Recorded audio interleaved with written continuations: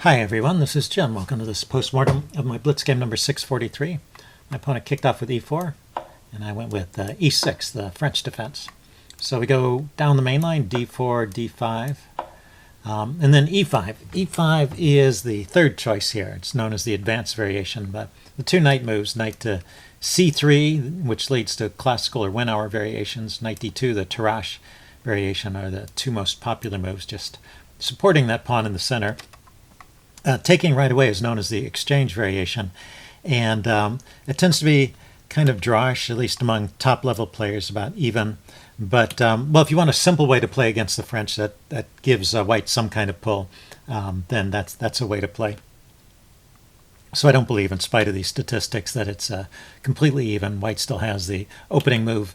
I don't really recommend the advanced variation because it's a little bit tricky to play. To hold on to those pawns is somewhat difficult, and many lines white just gives up one of those pawns and goes for compensation, which is sort of what happened in this game, but there just wasn't compensation. Anyway, black's play is very simple against the advanced variation. You just start undermining. Put that c-pawn forward, and then he defends, and then you bring the knight out. So just bring all your pieces out, looking at the d5 square. Knight to f3 defending, queen to b6. You can also play bishop to d7 first. These moves often transpose. Often after queen b6, you want to play bishop d7, queen b6.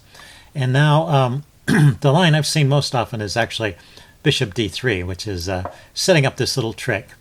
If you take, and then you take with the knight, and he takes, and you take with the queen, then you might think you're safe because there's no bishop check, because the king hasn't castled yet. But there is a bishop check.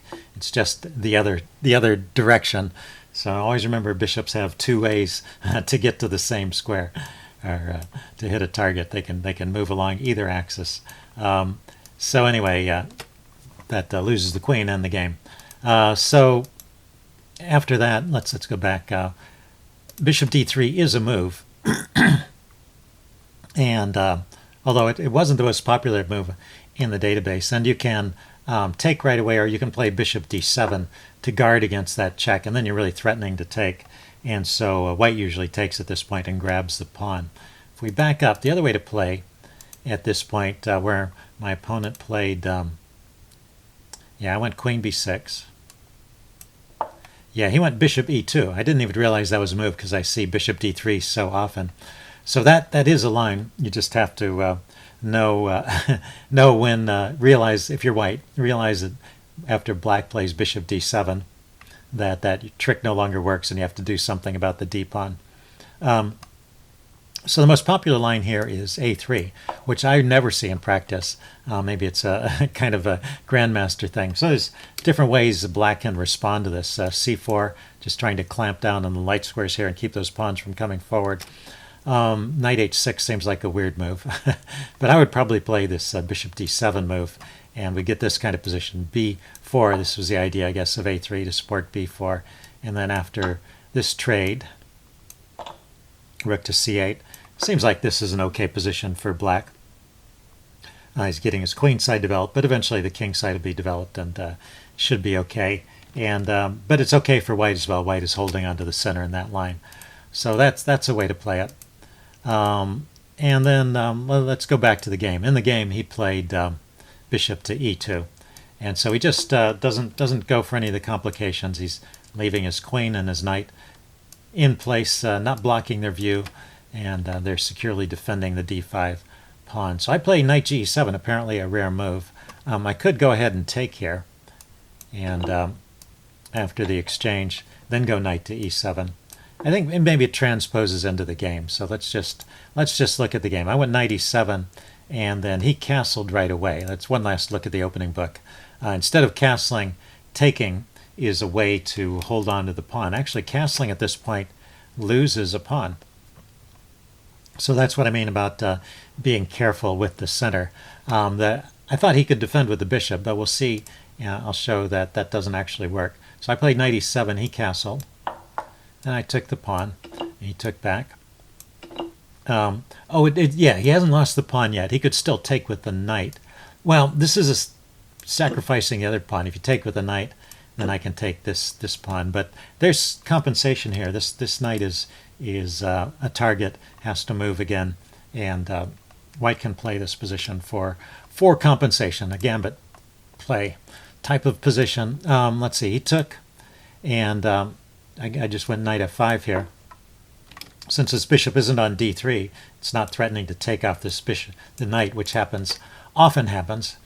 And there's just no way to save the pawn. It turns out this bishop e3 move doesn't work because that abandons the b pawn. So he's just lost a pawn already. And anyway, he eventually decides to play b3. I grab the pawn.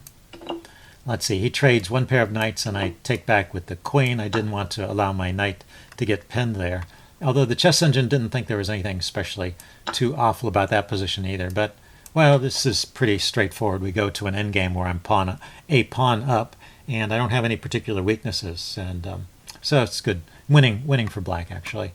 Bishop to d3, just putting it on the more active square. I go bishop to c5. Want to prepare castling. He goes bishop b2.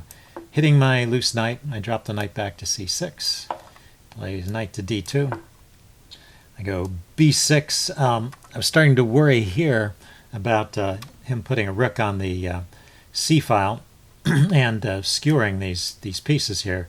So I wanted to defend the bishop and get the knight out of the way, and he does. He puts a rook on the c file right away, and I move the knight out of the way. But there was actually a better move here.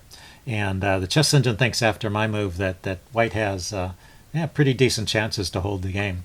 So the better move, this is kind of a passive move, a backwards looking move. Although I had ideas of coming over here and pressuring his advanced e-pawn, but he can defend it with the f-pawn. So I don't know if a whole lot comes of that plan. No, the more active plan is to move the knight forward to b4. It comes with tempo, hits the loose bishop there, hits the pawn, drives the bishop back, and then bishop to a6. So that's a good example of better play than mine, and the kind of thing you should be looking for in your own games. Look for the most active moves with your pieces. Get them on good squares, make threats with your development. So I got these two developing moves with tempo. He's going to have to move the rook, and it just should be a better position for black than what occurred in the game. So yeah, I retreated the knight to e7. He went knight to f3, and then I went a5. And now's my turn to criticize one of white's moves. White just played a4 here, stopping the pawns from coming forward, but he needs to do a little something to justify his sacrifice of a pawn. The chess engine is suggesting this line with bishop to d4, which it puts pressure on this bishop, and it's threatening to win a pawn here. And if I take, which is one of the best moves actually, he takes and he gets this great square for his knight.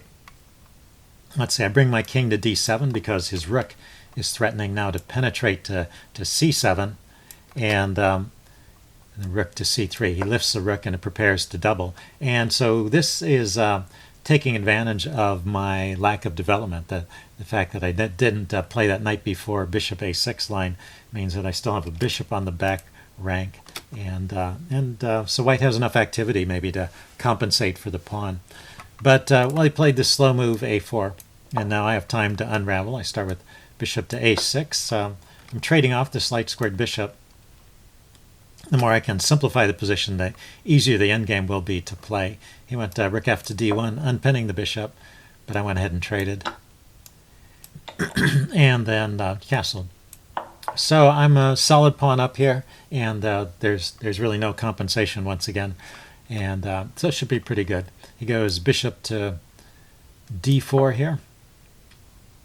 I just defended it. I wasn't sure I wanted to trade anymore. That bishop is doing a good job defending my queen side. But he traded, and this way, I get off the pair of rooks as well as the bishop. So we get into an endgame with only rook and knight, and I still have the extra pawn. And in fact, I now have a passed pawn. So this is pretty much winning. Rook to c8, definitely winning, I should say. King to f1, knight to g6. There's just one or two funny moments coming up. King to e2 as king marches in, And I play f6. I want to get rid of this last pawn here, which is kind of an annoyance. This advanced pawn. So he takes, I take. And then he plays his king forward to e3, which is a blunder. And a couple of people have already commented on the live game that I can't believe I missed I missed the fork. Yeah, that would be the best move here. Anyway, I'm still winning, just by simple means. But of course, you shouldn't. It's the rules of chess in a way. You shouldn't let your opponent get away with moves like this. You should find a way to punish them quickly. Even if what you play wins, you really should teach them not to place their king and their rook together on the a rank where they can be forked by a pawn. Okay, let's see. He realized his mistake and played king d7. I push on with e5. I'm getting these pawns rolling. Nope, e5. And he played h4, a little counterplay on the queen side, but it's just not enough. I bring my king forward, and he goes h5. I have a square for the knight here on e7. I can route it to to f5 there. He plays g4 to control the f5 square, so I do have to find another plan for the knight, but this is still good. I'm just placing my king where I can push these pawns forward and where it doesn't run into any checks from that knight. The knight went to e1, so he's trying to reorganize the knight, and I push on with e4 here.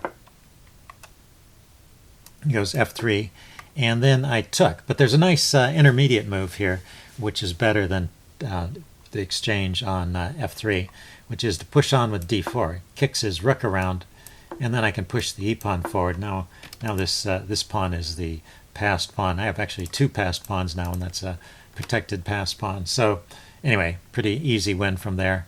I just traded, still keeping an advantage, but I'm not doing myself any favors by prolonging the game. The longer the game goes on, the more the chances are I'll make some mistake. Anyway, I want to bring my knight into the game. Knight to c6. He goes knight to h4. Now he's threatening to come over here and deliver this check, but it doesn't actually gain any material, so it's not a big threat. So I can ignore it. I go knight to e5. He went rook to g3, defending the pawn. Knight e5 attacked the pawn. And now I can follow up the attack with rook to g8, and that's actually the strongest move here. He has no way to defend that pawn. His knight and his king neither one can get there quick enough to defend that pawn, and there's no counterattack. So that just wins another pawn. That would be a simple finish too. Let's see. He played rook to g3. I pushed on with c4. He took, and actually taking is a mistake here. Here's the time for him to make use of his check. Knight f5 check. Kick my king back, and bring his king over to the e file. Rook to b8, forcing this exchange. Pawn takes, and I have ideas of bringing the rook into the third rank. I mean, this is still winning for black, but it would put up more of a fight than what happened in the game. So anyway, I advanced to c4. He took it. I take back with the rook, and now I'm hitting the a pawn as well as the g pawn. And let's see, he goes in with a check now. I do have to drop my king back. Comes in here with knight to e3. And I see that he's planning to take this pawn. And I realize that I can check and win the knight. So that this pawn is protected. I don't really have to worry about it. But if I take the g pawn, then he trades off my rook. Oh, actually, the g pawn is defended. Never mind. I have to make sure the rook is still in a position to deliver that check, but it's safe for me to grab on a4. And then he played this knight takes, and I at least spotted this tactic. So I pick up the knight. King went to c3. I took the knight off, and he went to b3, and I just raised my rook, and I'm going to gather some more pawns here. And it should be a pretty easy win from this point forward. Actually, rook and knight versus rook is a draw, but I have enough pawns here that he can't stop me from queening one of them or winning the rook. So I can, I believe, pretty easily win this one. Anyway, he resigned at this point, so good game. Hope you guys like this video. Leave any comments you have in the section below, and I will see you again soon. Bye.